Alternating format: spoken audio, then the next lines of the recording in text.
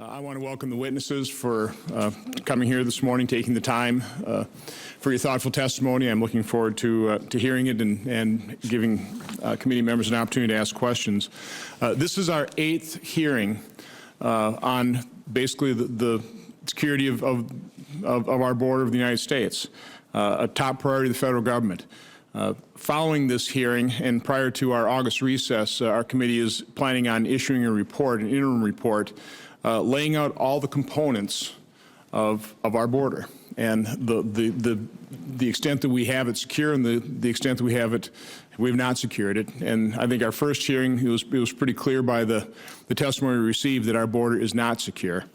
This hearing is going to be centered on our maritime borders and just kind of put things into perspective. A lot of our hearings have obviously concentrated on, I think, what is easily and readily acknowledged as our #1 problem, the southwest border, which is about 2,000 miles long. And in terms of the extent of the problem, we've had about 480,000 interdictions in fiscal year 2014. That number is down for various reasons, but 480,000 interdictions. Our northern border is more than twice that length, 5,225 miles long. We had a little over 3,000 interdictions, and of course our maritime border is enormous in comparison, about 95,000 miles, and we've had about 7,500 interdictions. So it's an enormous task. We're concerned obviously about drug smuggling, potential international terrorists, crime, those types of issues that the representatives that are testifying here today from the Coast Guard and from the Office of Air Management and from the which is an office of the Homeland Security Department, as well as another individual from the Homeland Security Department will be here to discuss. So again, this is, from my standpoint, an important hearing. Kind of wraps up the different components that we wanted to explore in our eight hearing series on the border. I do ask unanimous consent that my written statement be entered into the record, and Senator Carper is always so kind as to grant that or not object. And without objection, so ordered. With that, I'll turn it over to our ranking members. I'll start the questioning, I think, with you. You mentioned transnational criminal organizations. I would like to get some sense of the percentage of your attention or the percentage of the activity devoted to the different types of crimes. In other words, drug smuggling, human trafficking, potential terrorist activity, the combination of the drug cartels with trans-criminal organizations with potential Islamic terror groups like Hezbollah. Can you give us, this committee, some sense of the proportion of the threats and the proportion of your time and efforts trying to combat those various components? Certainly, Mr. Chairman.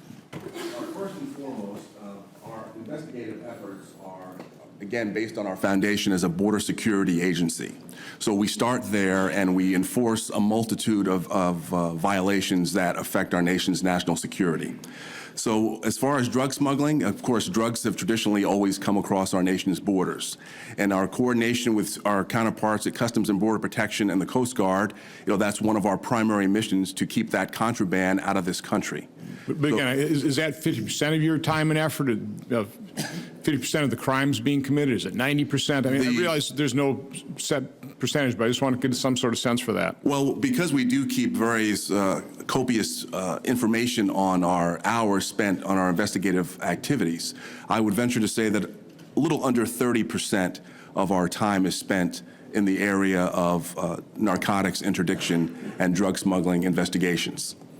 Whether it's through a task force environment that we participate in on a HIDTA, a high-intensity drug trafficking area task force, or through our best activity in the Border Enforcement Security task forces, we are continually working on a lot of drug cases. Okay, so fill in the other 70%. The other 70% is child exploitation. It's counterproliferation investigations. Our responsibility is also to enforce the export control laws of the United States. So we find ourselves in a lot of different areas, in addition to our immigration portfolio, which includes document and benefit fraud and identity theft. Mr. Allis, can you kind of answer that question for your agency? I can't give specific percentages. I would have to go back and look at A general sense is kind of what I'm looking for here. I'd say it's probably in the, I would estimate in the 40% range. If you talk about drug interdictions on the TCO side, I mean, the primary focus in JTF West is on these transnational criminal organizations. So that's a major effort in terms of taking down those networks. But I can't give you a percentage of the time on that versus what they're just doing on regular border work. And again, so 40% drugs. Describe the activities of the trans criminal organizations. Well, I mean, from our standpoint, we're supporting ICE in their investigations on TCOs, or we're actually interdicting drugs in the transit zone or coming across the border. So when I give you that 40%, I'm looking at the hours expended on my aviation side, actually, that's going towards those kinds of efforts. Kind of what I'm trying to get at here is certainly when we came down and visited your site and we're down in the Rio Grande Valley, the more you investigate this through our hearings, we're hearing the drug cartels combining with trans criminal organizations, potentially a nexus with Islamic terror organizations like Hezbollah. And I'm trying to get some sort of sense, specifically what's happening there. Mr. Edge, if maybe you're the best one to answer that question. Can you give us some sense of what's happening? Well, what we find is that in all the areas that we're responsible for investigating, there ultimately is one motivation, and that is financial. The bad guys around the world want to make money to support these illicit activities that take place all over the world. And we have found that through a export control investigation, for example, the investigation that I mentioned out of Newark, New Jersey, where the vehicles were being stolen and exported, that money ultimately can be used, and we have found in several investigations, for illicit activities that fund terrorist activity. Is there a money laundering aspect to the vehicle smuggling? Yes, sir. Can you describe that? Because I've had it described to me, and it's kind of hard to follow.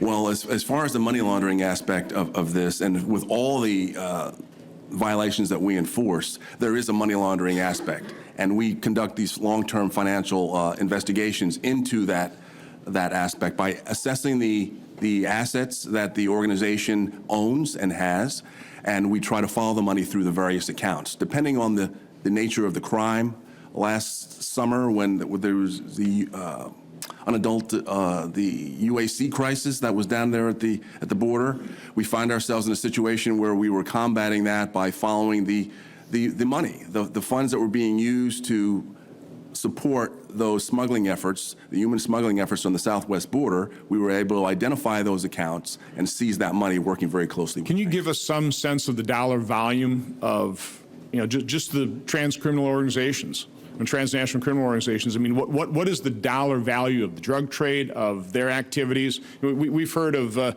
different operations set up to smuggle just illicit legal products that are, outside of, to escape tariffs, that type of thing. I mean, can you give us some sort of sense there? Are we talking tens of billions, hundreds of billions of dollars? I can't give you an exact assessment, but it's in the billions of dollars. No matter what discipline or violation that we're enforcing, whether it's intellectual property theft or any of these other violations, human smuggling, there's funds that are used and received to support those activities and to increase the activities into other areas. General McCaffrey, in testimony before this committee, estimated, and it hasn't been disputed yet, that we're only interdicting on the southwest border somewhere between 5 to 10% of illegal drugs coming to this country. That's through the southwest border. A lot of your activities involved in interdicting drugs through the maritime borders. Is it a similar type percentage? Are we only, by your estimates, interdicting 5, 10% of drugs? Mr. Alice. Sir, I can't provide an estimate on the percentage interdictions. I mean, the stuff that we don't interdict. So last year we interdicted our office $14 billion in drugs, street value on the drugs. So, but trying to estimate what that is of the total in the United States is, again, we don't know what we miss. Do you have a sense that we're interdicting a high percentage or a very low percentage? I mean, I would sense that we're not getting over 50%. I just don't know, to be honest. Admiral, do you have any input on that? Yes, sir. the estimate that we have a national target of reducing about 40% of the cocaine supply approaching the United States. That's the nationally set target. It's been a graduated target. It's 36% this year. It's moving up toward 40%. Over the past several years, we've averaged between about 11 and 18% in terms of maritime interdictions of the known drug flow toward the United States. One of the challenges of that, as was mentioned earlier with regard to maritime domain awareness, is this is illicit activity that's trying to be concealed from detection. So our confidence in what we'd call the denominator of that, the actual flow, is somewhat limited. But based on best estimates of the intelligence community and the law enforcement community, in the maritime we interdict in the range of 11 to 18%. For the Coast Guard, it's been about 450 metric tons over the past 5 years. I guess that just underscores really how unsecure our borders truly are. I mean, when we're talking about 5 to 10% drug interdiction on the southwest border, 11 to 18% maritime. Again, I'm not being critical. We're just laying out that reality. It's a really sad and frightening reality. Senator Ayotte. Let me just enter something into the record, some facts on that. Between December 1st and December 16th, 2014, the Coast Guard interdicted about 80 Cubans. On December 17th, President Obama announced the new U.S. policy towards Cuba. Between December 17th and December 31st, 2014, the Coast Guard interdicted 419 Cubans, a 423% increase. To address this, the Coast Guard deployed direct repatriation, immediately began sending those interdicted in the waterways back to Cuba. As a result, Cuban interdictions fell to 254 from January 1st, 2015, and according to this, have now returned to more normal levels. Is that basically correct? That's accurate, sir. Normally in the winter months, the flow trails off, so those numbers were fairly high. The numbers now month to month are about 300, which for the summertime is about normal and certainly well within the normal range. And I would add that this perception of policy issue, as Mr. Alice said before, applies not only to Cuban migrants but to Haitian migrants as well. A few years ago, we saw a significant spike in Haitian migrants trying to go from the Dominican Republic toward Puerto Rico. We were then able to come up with a policy solution to that of expedited removal of Haitians who had landed in Puerto Rico or the islands of the past between Dominican Republic and Puerto Rico, and we're able to get a lid on that. So it's a combination of policy, operations, but also public messaging in addition to the additional operations effort that we made. So bottom line, U.S. policy creates direct incentives and disincentives for illegal immigration. Correct. And as I mentioned before, smuggling organizations absolutely exploit uncertainty or perceived changes in policy to profit from people's desire to get to the United States. Okay, Senator Carper. Thanks, Senator Carper. And again, I think in the course of these hearings, I think we both come to the realization agreement that the root cause really is our insatiable demand for drugs, the root cause of our unsecure border. In evaluating that, though, I think you have to really take a look at the history and you have to kind of piece the puzzle together. So I wonder if any of our witnesses are willing to really speak to how that all came about. So we have an insatiable demand for drugs, which obviously helped the growth of the creation and growth of the drug cartels. Drug cartels are businesses, so they tell you, well, we're smuggling drugs, and most businesses look to expand their product lines, and that expands into human trafficking, sex trafficking. You're moving humans across the border. Well, let's take a look at illegal immigrants. Let's use them as a diversion for our drug trafficking. Can anybody speak to how those cartels have, if not completely destroyed, certainly done great harm to the public institutions of Central American nations? I mean, can anybody kind of speak to the history of that and what the current state is, which is, pretty relevant as well? Director Edge. Sure thing, Mr. Chairman.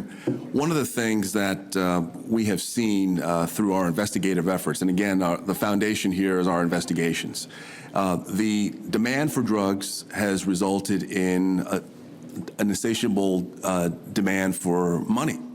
And the financial aspect that I mentioned earlier, where we have a financial component to all of our investigations that we conduct, no matter what discipline they're in, there's a demand to make a profit. And that profit certainly is inherent in a need for these cartels to survive, to make more money, to commit corruption in those countries, and that is a big part of it, and that has become part of the culture in those countries. So one of the things that we try to do is, I think the best course of action that we have taken is to enhance our international footprint, to communicate more effectively with our foreign counterparts at the law enforcement level, and that has yielded some pretty significant results. We have actually gotten an extradition out of a country that we otherwise wouldn't have. So it's things like that that we have to continue to do to really perhaps see some progress and perhaps see the flow stem a little bit in addition to all of government effort to reduce the demand for the product. Commissioner Alice, you looks like you want to chime in. I was just going to make a comment, as he did, is the issue of corruption and how that basically erodes your government institutions and also your ability to do business. I'm sure, as you recognize, if you're bidding on a contract and you've got to bribe them to get the contract, I mean, well, that's fraught with all kinds of problems. And that just undermines the institution. So I see that as a major problem for, not only in Central America, but in Mexico, too. So is there any, can you give me a sense of the progression or degradation of those institutions? I mean, are they worse than 10 years ago? Are they getting better than 10 years ago? Admiral Brown, do you have any information on that? I'd say, sir, that the closest analog might be Colombia in the late 1980s and early 1990s, and perhaps Central America is in about that condition now, but with a combination, which is not good. Which is not good, but also not hopeless. With a combination of significant national effort by the government of Colombia and the people of Colombia, as well as a relatively small investment from the United States of people and money and time and resources, that the Colombia has reduced its murder rate, substantially increased its GDP, and reestablished the rule of law almost over the entirety of the country. With that took extraordinary leadership, right? It absolutely did. Unfortunately, leadership, when I say extraordinary, I mean doesn't exist very often. Right, sir. And so the goal of the Central America strategy is to try to address at the same time the security concerns, the governance, the rule of law, and the institutions there, as well as improving the prosperity, so that there is no longer the roots of corruption and also the pressure on people to move out of Central America so they can rebuild their own countries and economies. Okay, and I'll give each of you an opportunity to just make a closing comment, something that if we haven't asked a question that you just want to get off your chest. But I do want to go back to the incentives and disincentives of our own policy. Now, I want to go back because you spoke earlier about the problem we had in fiscal year 2013 and 2014 in Haiti. I want to get the numbers on the record. By the end of fiscal year 2013, 1,760 Haitian migrants had attempted to enter the U.S. through the Mona Passage, as compared to 39 Haitians in fiscal year 2012. So it went from 39 to 1,760. And then, basically, we decided to enact a policy that immediately repatriated those Haitians, correct? Can you describe, first of all, exactly what we did? What had happened, sir, was following the earthquake in Haiti in 2010, we had stopped removal of Haitians. And I have to differentiate between repatriation. In the Coast Guard, we use repatriation, maritime repatriation, migrants who are interdicted at sea, who return to their country of origin or departure, from removal, which is a process after a migrant has landed in the United States. Correct. But again, repatriation is immediate, and it's noticed immediately. So we never stopped post-Haiti earthquake the maritime repatriation process. Thankfully, that continued to work, and there was no increase in migration from Haiti in 2010 subsequent to the earthquake. However, the expedited removal of Haitians who were already in the United States was stopped at that time and was not resumed. And by 2013, migrant smuggling organizations in the Dominican Republic began to take advantage of that by bringing Haitians already in the Dominican Republic to uninhabited islands that are U.S. territory between Puerto Rico and the Dominican Republic. So again, let's, because I really want to get this straight. So U.S. policy, we stopped expedited removal or repatriation back to Haiti. So the reality of the situation was, if you're Haitian, you got in the U.S., you felt you had a pretty good chance of staying. Correct. And as a result, we saw a pretty good spike, nothing like we saw with the unaccompanied children, but we saw a pretty good spike of Haitians trying to come to this country illegally. Right, accompanied by a spike in deaths and injuries of migrants who are attempting to make that cross. Pretty dangerous journey, okay? Right. Which is not a very humanitarian thing for us to incentivize people to take a dangerous journey to lose their life. So we did a couple things. First, working with the government of the Dominican Republic, we asked them to increase their shoreside enforcement to try to stop this traffic from taking place. And within the U.S. government, we were able to, within our department and with interagency partners, state and justice and others, we're able to reinstitute the policy of expedited removal, and ICE enforcement and removal operations began removing migrants who had recently arrived in Puerto Rico or those uninhabited islands, and very quickly, once that became public knowledge, the traffic essentially, across that vector essentially dried up. Yeah, my note here says that after the first removal, the maritime flow in the Mona Passage decreased by 80%. Correct. Okay, I just wanted to get that on the record. Again, I'd like to offer each of you gentlemen an opportunity to make a closing comment. We'll start with you, Admiral Brown. Thank you. Thank you. I'm sure Senator Carper would like to join me in thanking all of you, all three of you, for your service to this nation, for your testimony, for taking the time to appear here today. And with that, the hearing record will remain open for 15 days until July 30th at 5 p.m. for the submission of statements and questions for the record. This hearing is adjourned.